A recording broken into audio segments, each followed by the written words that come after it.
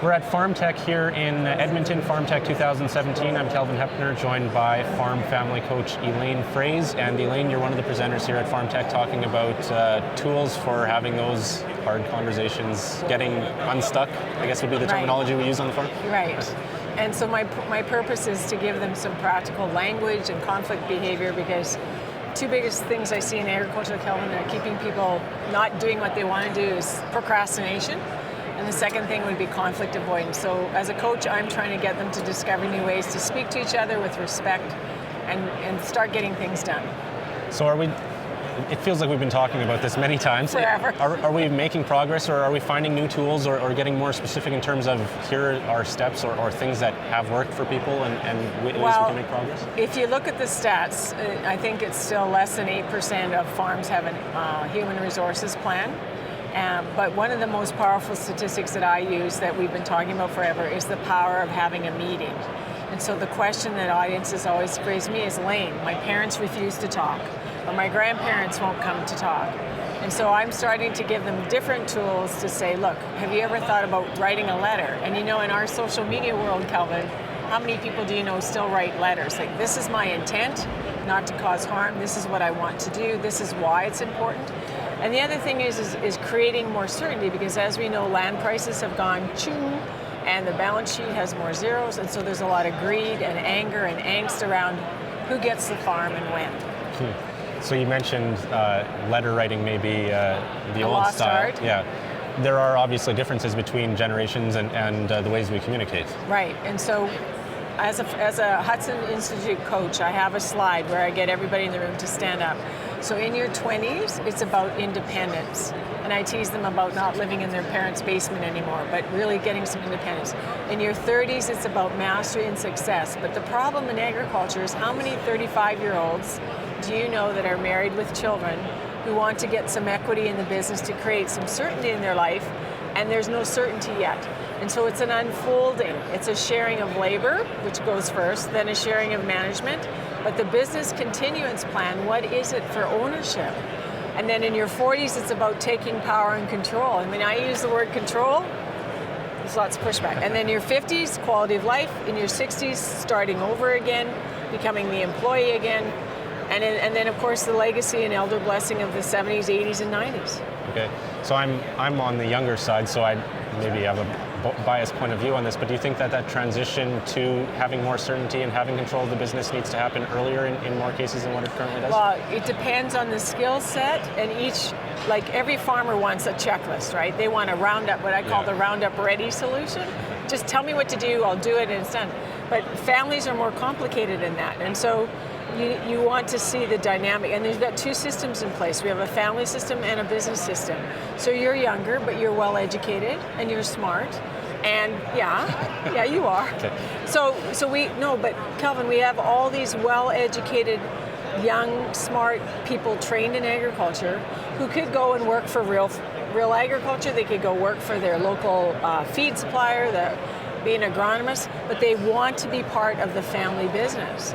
And so they're bringing lots of skill, but their parents haven't been that wealthy for that long because they've worked hard for many years. So there's this dance between planning and action, and also fear. And so in my new course, Get Farm Transition Unstuck, we talk about the emotional barriers, and one of them is anxiety and overwhelm of where do we start first with which plan. So I'm all about communication. But the next thing is, why are you procrastinating? Because if you're my son and I'm the mom, I want to know that you're not going to screw up and lose the business in the next 5 years if I transition a lot of assets to you, right? So there's one man in my audience yesterday yelled out, I said, what are you afraid of? And all of a sudden he yelled out, I'm afraid of failure. I said, thank you for naming it. Because everybody else in that room was thinking it, but only one person was willing to say that's what it is. So is that more on the handing off side, or is that on the income side? Well, it's both, okay. Because the older generation wants to see the legacy piece continue, but they also need an income stream. And so in our situation, I have a son who's our successor with his wife. We will take a certain percentage of income from the farm, but we're not going to sell the entire farm. And he already has enough land debt in his own corporation. So that's why it's always important. Every family's different. But the younger generation, your age, what they're afraid of is making a mistake. And we have to have a culture in agriculture where if we make mistakes, that's okay because we're going to learn from them, improve, and move on. And we're also going to have risk strategies to cover our mistakes, right? So going back to what you were saying about letter writing in the past, that might have been now supplanted by Facebook messages. Right. So I will send a Facebook message to somebody. Is there a tool there in social media? Well, the tool, I'm putting my head like this because yesterday I said, please do not text your girlfriend to break up with her. No. But I've heard that happens. So how we communicate has changed, right?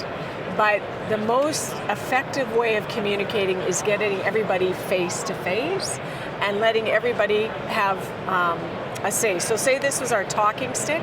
I'm talking now, I pass it to you. Now you talk.